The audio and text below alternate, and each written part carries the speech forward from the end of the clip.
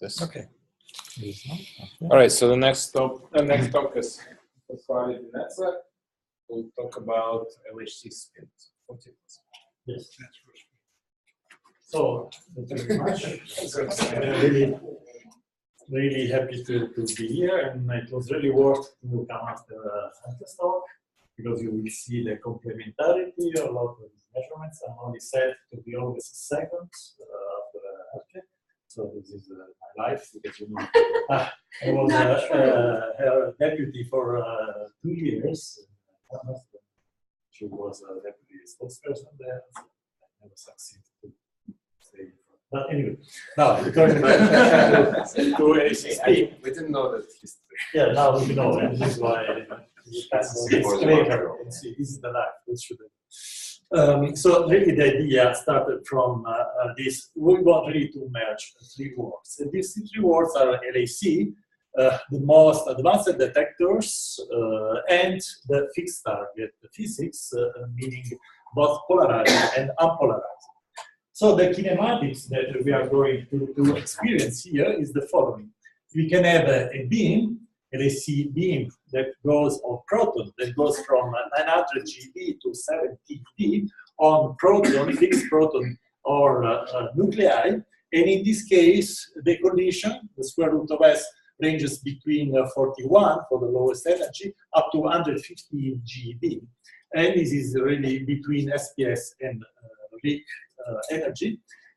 And the rapidity in the laboratory frame goes up to 4.8, 4.9.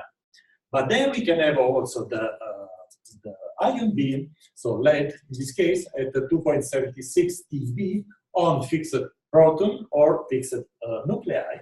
And in this case, the collision of energy is 72 GeV. What is really important is the boost effect.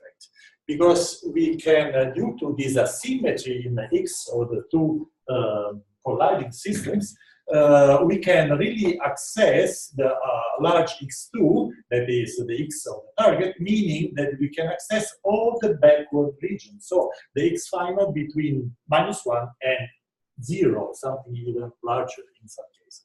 So this means that in the target rest frame, we can access all the statistics, all the kinematic region up to something like 4.8 in the rapidity. That is really the acceptance of the detectors that I'm going to show you. But why? Really, in few words, we want to advance our understanding of the large X gluon, antiquark, heavy quark content in nuclei, the nucleons and nuclei, advance our understanding of the dynamic spin distribution of gluons inside unpolarized and polarized nucleons, and also to study heavy ion collision in the region between SPS and the weak energy at these large rapidities. Why? In which way we can do this? Of course, we can do having a unique large kinematic coverage, high luminosity, and high resolution detectors. This means that we can really access the rare probes. We can use, as I said, both proton and heavy ion beams, and then we can inject a large variety of atomic gas targets, going from hydrogen up to the heaviest noble gases, so krypton or xenon, and then, of course, we can inject polarized hydrogen and deuterium. Well, I want to list something here, the physics motivation. Of course, this is not an exhaustive list, but let's start from the IX physics. So we know, as we discussed from this morning, we have a really large uncertainties on the partonic structure of nucleons and nuclei at large X. For instance, you see for D already at 0.6, you have 50%, even larger than 50% of uncertainties. Or for gluons, we know that already at 0.2, you have a very large uncertainties, and then, of course, also for the C quark, we don't know too much at IX. If we look just, for instance, at D over U, we can understand that how important is the region at IX, because according to the limit of this ratio, we can see if there is a spin flavor symmetry, or a scalar d-quark dominance, or a PQCD power counting, or some local quark hadron duality. And this is completely unknown. What we are, what's the kinematic region that we are looking to?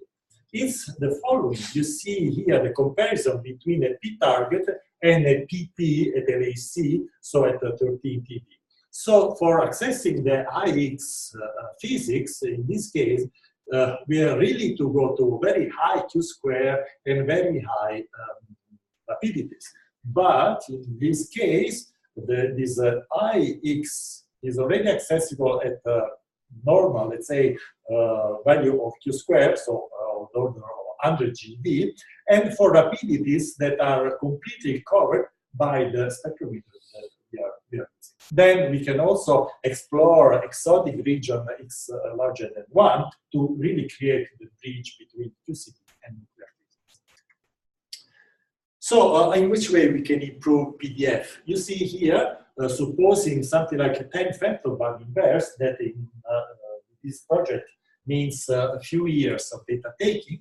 This is the UD, U bar, D bar PDF improvement. This is the ratio you see from the light color to the dark one after 10 factor bar inverse of data taking. And this is, you have to look at the darkest red, the NPDF for gluons, constrained by D0, JPSI, charger D, or epsilon 1x. So that there is for sure a substantial improvement on the answer. Yes. Yes, of course. The JPSI, of course, in nuclear PDF, we don't understand the production mechanism for JPSI. So how can I include it in PDF?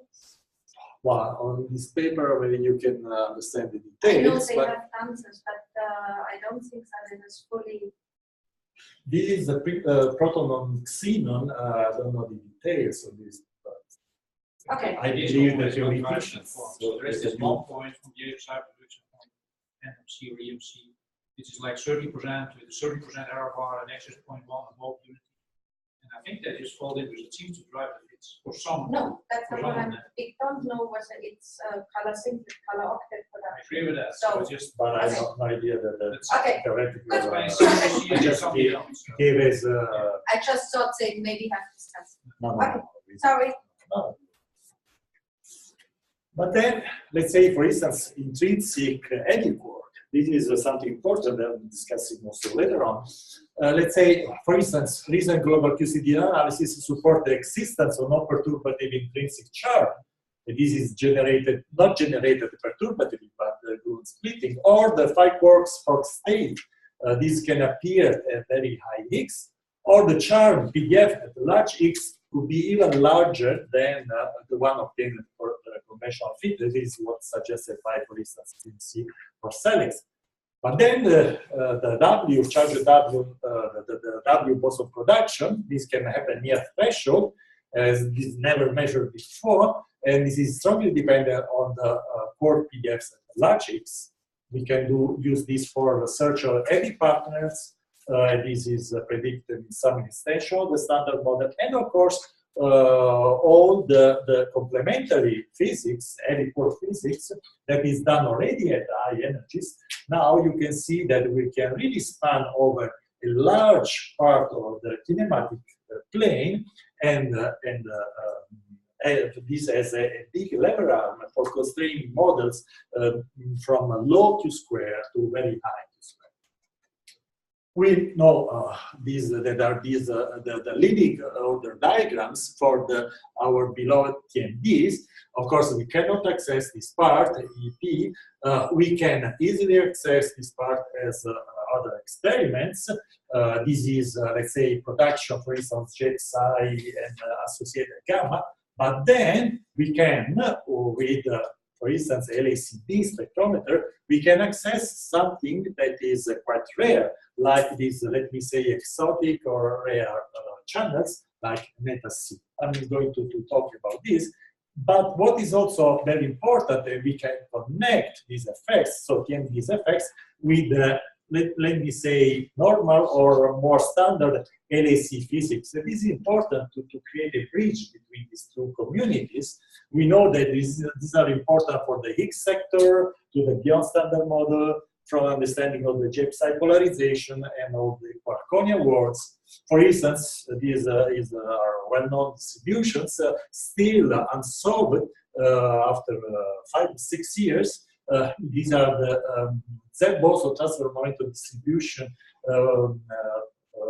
for measured by CMS, and you see the discrepancy at low QT is completely not discovered by the collinear PDF. So you have really to need the transverse momentum distribution. While for the Higgs distribution, PT, again, these curves are not explained by conventional collinear factorization. You need some effective field theories, transverse momentum distribution functions. Then, of course, the spin, all the facts that we know. We want to do a 3D mapping, access the quark gluon orbital momentum, the gluon transfer momentum distributions, and so on. So, looking at these famous plots, we know that now, after something like 15 years of data taking, different and many experiments involved, we are entering in the precision era, but there are still experimental limits on this. We want to really push in this direction, and LHCSpin can provide significant contribution to the field.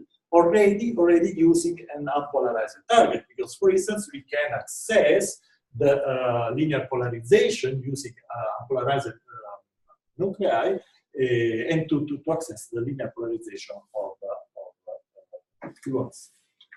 In LHC, these are the main interactions that can happen, and we know that these are the interactions that are mainly producing eddy flavor hadrons. So we can use the eddy flavor to really access to probe the gluon dynamic.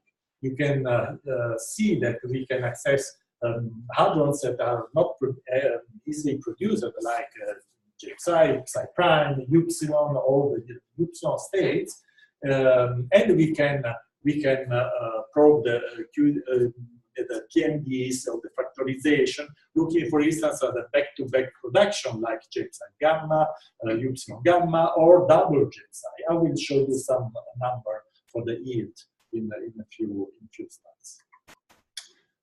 But then, taking LHCb that has been built for measuring the eddy quark states, you can see that we can really have the expected yields are much larger than any previous fixed circuit experiment.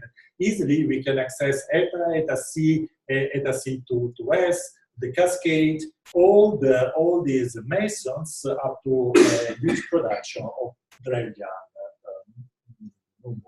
final state. Okay, I'm not entering these details. You know much better than I know. But just to remember you this nice scheme here of Daniel, and then you can see the complementarity, for instance, of the measurement that we can perform. You can perform in EIC, and the one that we can perform with LHC. So we can access all these functions using these different reactions. Then the quark PDFs. So the Drelian is a clean process, and LHCb has excellent capabilities for reconstructing mu plus mu minus. So we can access the sensitivity to the polarized Bernoulli's TMDs using the sigma UU, so this function, and we can see, for instance, the d bar over u bar. You see here is completely missing this part already from something like 0.45 up to 1. We can easily, let me say this, we access this part with high statistics. But then the single spin asymmetry, making a polarized target, you can see this, we know, involves the TMDs, PDFs, and the fragmentation function. You see this calculation.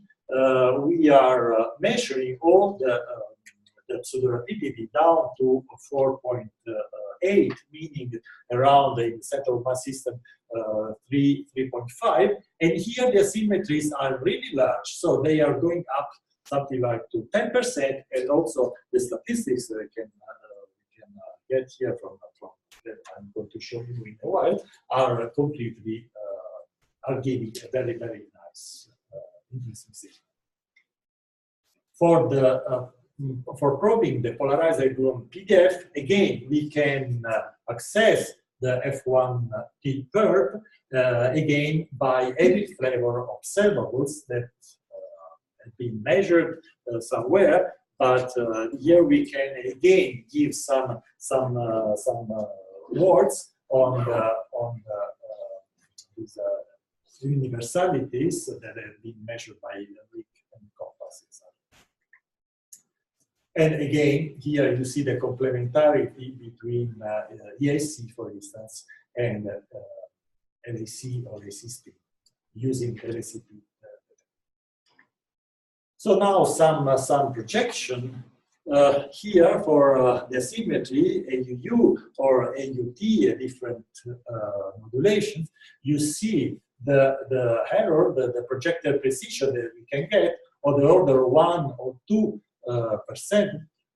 for different pseudo rapidity in the laboratory frame. So everything is below, let's say, 5%, and this is really an excellent precision achievable for channels like for measuring transversity, volume expansion, velocity, or velocity. But then we can also do, as I said, the eddy-ion collisions. So all the things that also Elke has showed before, we can access here. We have all these nuclear matter effect, and we can study jet quenching and part of energy loss in a different system, changing the gas type. For the QGP, so the core gluon plasma formation, is also an interesting topic. For instance, this is measuring these special channels like psi prime, cascade, or J psi. We can measure for the first time the sequential suppression. These are all CC bar bound states, but with different binding energies, and this can really constrain models, thermal models, or models for QGP, evaluating these different temperature, dissociation temperature for the same systems. Going to the core gluon plasma, as I said before, if we are lucky, we can see here on the transition region between the hadron regime and then the confinement regime of the core gluon plasma. And we can really scan over here, just scanning, keeping, for instance, the same energy, but changing the rapidity. You see that changing the rapidity, you can change the biochemical potential, and of course you can do the opposite to keep the rapidity and change the energy. But at LHC, this is not an easy job. This is something that appeared a few weeks ago, is a connection between this physics of the core gluon plasma with a polarized stuff. This is an interaction, polarized deuterium over some complex system, like this was gold, but we can do this using the LED beam. And this, as also Elke mentioned before, puts in connection something very interesting, that the collective effects with the spin physics. So as far as I understood, this is the polarized D beam will not come at PNL in the near future, but LHC, this can be done using a LED beam over a polarized D beam. So This is not just a proposal. We are really on the road for this project. I mentioned you LHCSpin, but this is the second step of the project, because the first phase is called SMOG2, and then I show you why this name. And this is the phase of the unpolarized target. Then the second phase will be the one with the polarized target, and it's called LHCSpin. SMOG2 because there is already a SMOG system in LHCb. SMOG means system for measuring overlap with gas. It's been installed in LHCb for really high precision measurement of the polarization. But using these systems, or injecting the interaction point of different gases, we have collected a lot of data in the previous years. We collected proton on neon, proton helium, proton on argon at the different energies, and two publications are appearing now on PRL. One of these is the JPSI and CC bar cross section as function of the center of mass energy, and you see the level of error, the precision that has been achieved here, only taking a few hours of data taking, or the anti-proton cross-section. So this multi-dimensional analysis has been done with something like 15 hours of data taking. This, for instance, has really large impact on the dark matter or the anti-proton, anti-matter search in the universe. MS, this large discrepancy here in the model, comes from the fact that this cross-section, so anti-proton cross-section of helium, is basically unknown, and by this data we can easily constrain these models. Or by these other data on chart production, the IceCube data will be, the models for IceCube data will be constrained. For instance, the importance given from CERN to this measurement is really, really high. You see Saint-Fourier reporting LHCb brings cosmic collision down to Earth, or in the main web page of CERN, a cosmic collision at the LHCb. So this was not just a prototype, it was already a pseudo-target.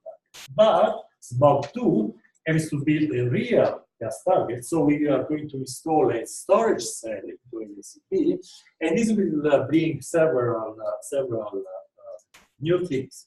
We will increase this luminosity up to 2 orders of magnitude. So this data that I showed you has been collected, as I said, with a few hours of data. Now we are opening new frontiers, increasing of 2 orders of magnitude with statistics, and then we can inject, as I said before, up to xenon, multiple gas line. We will have a very high precision of the gas that we are going to inject, so the luminosity. There will be a very precise interaction point, meaning all these things that we can run SMOG2 in a complete synergy with the high energy. So LHCb will be really the first experiment with 2 different interaction points working simultaneously. You will have a P target, the bunch continues, and create the P. So this is something very interesting and good. Where we are going to install these things, this is a kind of a super Hermes. It's called LHCb, but it's really like that. And here there is a vertex locator. It's a very, very advanced silicon detector for the vertex reconstruction. Is inside the primary vacuum of the LHC machine. And here in front of this detector, inside the primary vacuum, we are installing a real storage cell. Storage cell with a lot of complication, mainly due to the fact that LHC is a complex machine. For instance, we have to open and close this target, because at the injection, we need the transverse size of the beam is quite large, so we have to open the cell, and then at the high energy, at the stable run, we can close it and inject gas. But then we can, for instance, see what's the luminosity that we can get in here. You see, with different gas type, we can reach very high number for the luminosity. For hydrogen, so 150 picobar inverse in 1 year, or for argon is 80 picobar inverse. And keeping the argon, you can see, for instance, the heat of the particles that we can reconstruct, including already all the efficiency of the system. You see that take millions of J psi, D0, so these heavy flavor hadrons, 100 millions, or the trillions, we are talking about the tens of thousands of particles. So the R&D of this project is basically completed. We made a reconstruction of all the major physics channels, and what was quite difficult but very interesting, the interaction with the LHC. So this is a kind of poly machine. So explaining them that if you want to break the vacuum, inject gas, and then put inside something that is moving up and down, it's not easy, but we managed.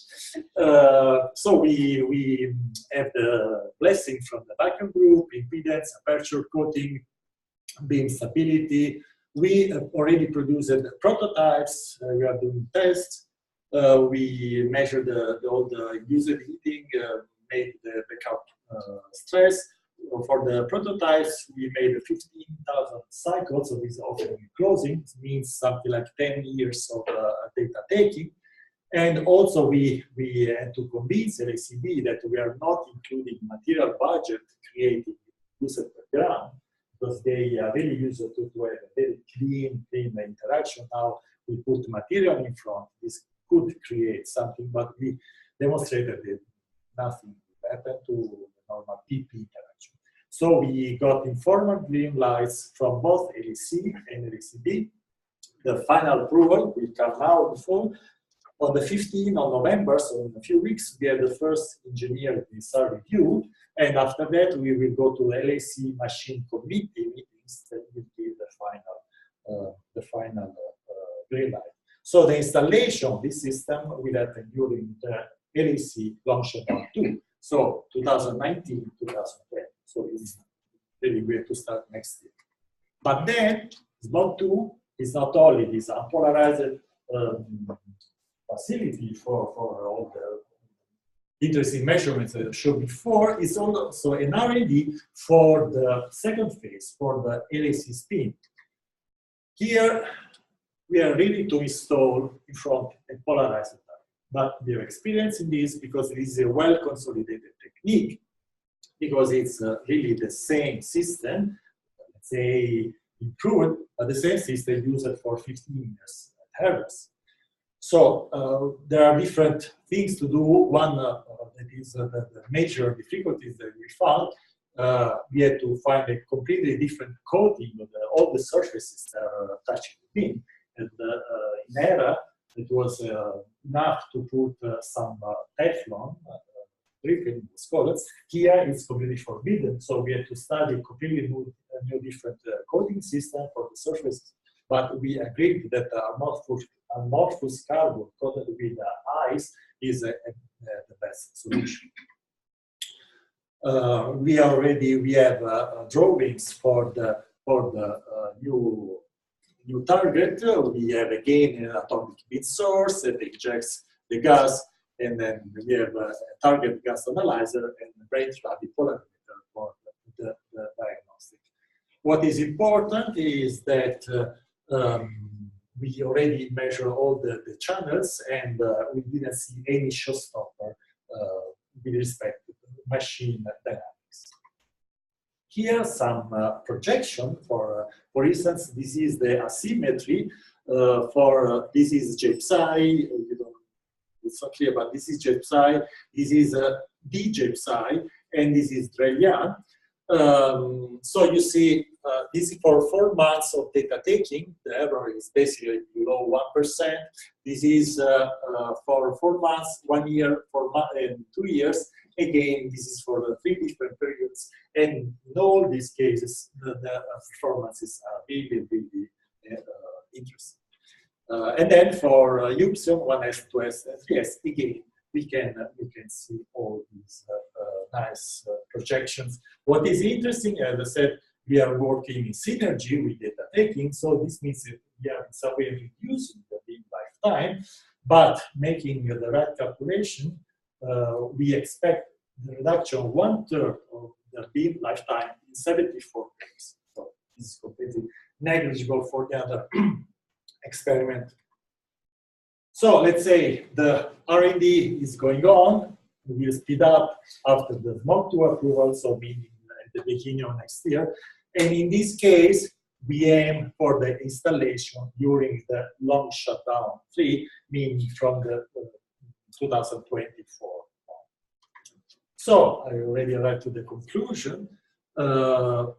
This fixed circle collision LHC represent a unique possibility for a laboratory toxicity in some unexplored, or let me say complementary kinematic region in what is important, realistic time schedule. LHCb, so it was not easy at the beginning to convince a completely different community that is an interest in physics, but now is really focused on the project. SMOG2 is a reality, is foreseen to take data already from 2021, and R&D for LHCSpin represents a fantastic challenge and is on its own. Thank you.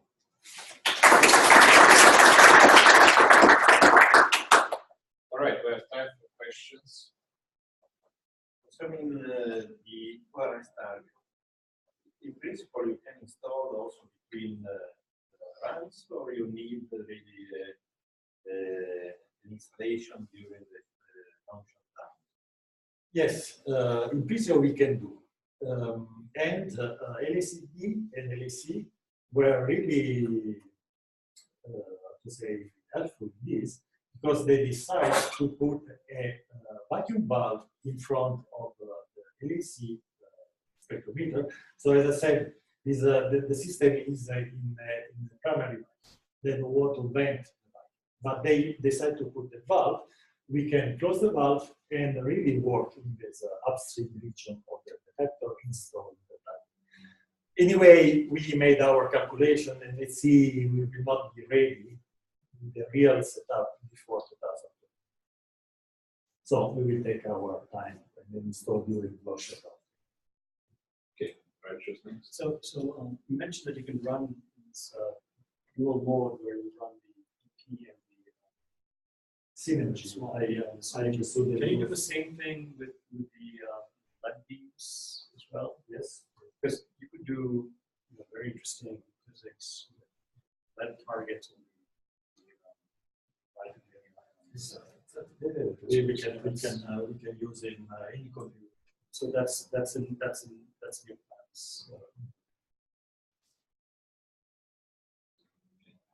Technical question. So storage cell, if you want to run polarized the beams of polarized target, we know that if the surface is damaged, then of course the polarization kind of goes to high wire. It's gone. So have you done any studies with the new material? Because the damaging is very different because the RF and things like that do a lot of things in LHC. Have you looked into that? This is what we are doing right now. Frascati, we are really, there is a laboratory using SPIN. We are really studying the effect of this on the surface. But okay, this is an interesting point, but of course. Yeah, exactly. This is an R&D, this is a exactly, it's R&D, absolutely. It takes time. Yes.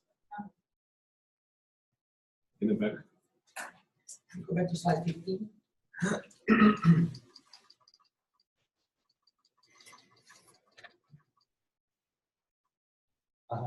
So here you have your Drellian process and gluon fusion Higgs process. Okay? So these are two processes where basically have the colorless final states. And for these two particular processes of colorless final states, collinear factorization supplemented by transverse momentum resummation, or rephrased in the d-dimensional language, TMD factorization, TMD evolution, works quite well. So I wonder what you exactly mean by still unsolved. Because for X and brilliant. Because as far as I know, nobody really explained this. I know that there is some explanation, but I've never seen some change in the curve. Say, okay, if I add the TMDs, this will better describe the data. Okay, look, QT. Tevatron data are perfectly described by But for CMS data, as far as you don't go to 2 GB, where of course you need some non-perturbative input, things are wide.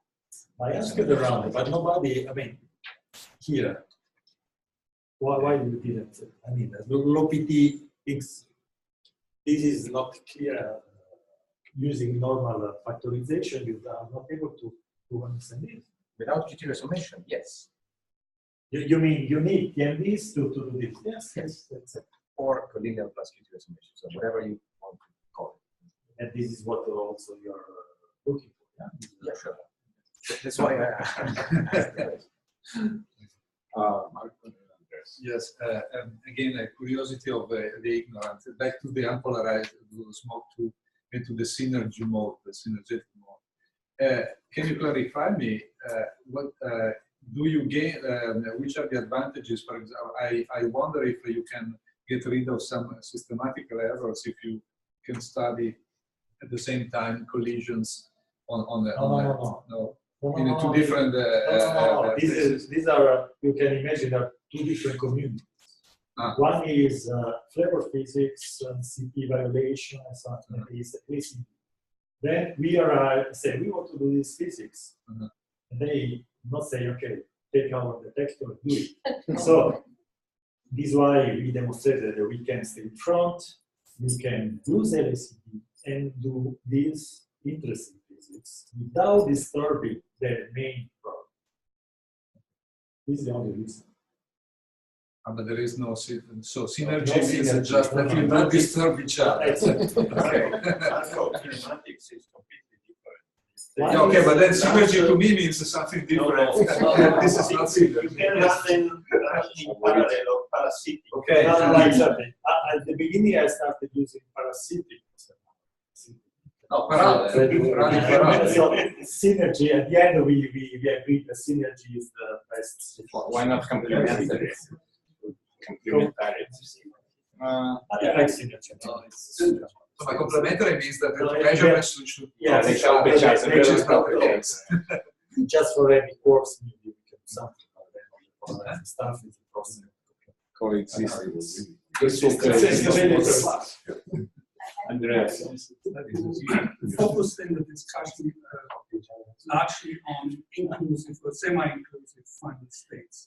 And what about exclusive final states? I know there's the totem collaboration.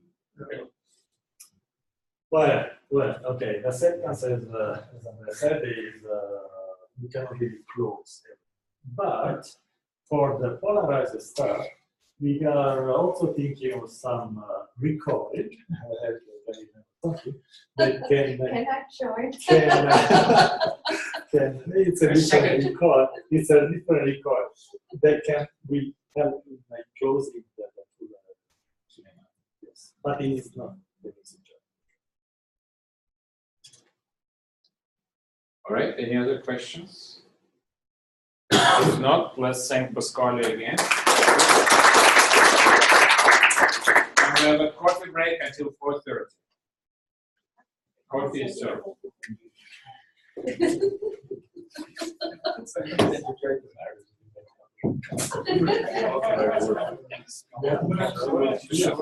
Should we stop the recording or pause it? As long as you don't forget to keep the background.